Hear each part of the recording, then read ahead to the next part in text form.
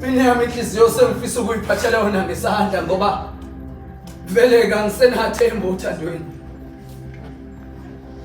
Mina kade kumnikeze yona inhliziyo yami uvele wayishiya phansi. Ngithe mangibuza ukusebenza njani wathi ngamasi. Ukuthi kade uvutsho banike nami kangazi kodwa uthe kusuka namhlanje mina ngisamazi. Kodwa wathembela inhle mntakwethu.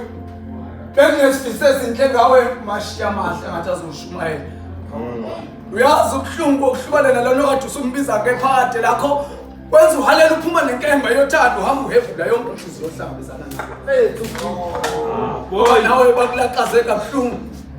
Zololo kumdibane nomuntu mfowethu uthena ngeke aphinda ngene uthandweni. Hayi kanjani ngoba ngikhuluma lezi ndaba namhlanje yaJohn. Awu. Isipinde esingakaso kudala ngemizwa yomunye umuntu wazi kahle umisele ngayo. Aphela usithatha. Ngibese ngibuza wathi wena mthiya ukhulunyiswa ungazi. Khulunyiswa ukuthi awunasi isibazi sothando. Ngeke abani inhliziyo ufune badlale ngamaqede balaqazo kwezeleze bemindelela mina lempendulo bengayilindelele nezeneze. Kodwa uyazi izinyembezi zalensizwa besisho kukhulu okudlula amagama kade waphumisele ngezindebe zami. Nami ngifuna ukukhuza wena ongena uthando lusha. Inhliziyo ingabophoni into ophulela phambili. Kanjani ngoba sazi ukuthi phambili bayacuthana bokuza manje ubemuva. Kodwa ke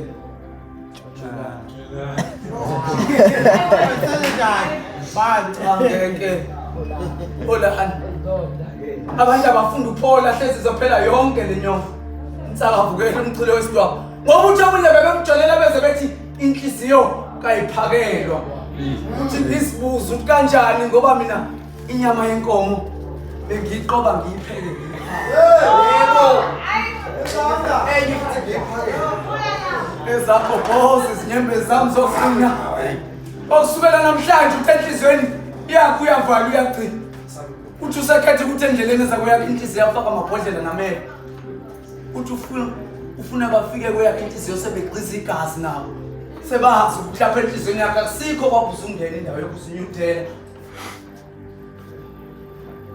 angithi ngizwe umoya walenkondlo uphakama ngoba besevuma isijobelelo kanti nepensele kade ngibhala ngalo lapha hello msizi ibese libika usizi abese ngehlela ngezantsi imo wakho likheli ngezantsi lithi imbongi yosizi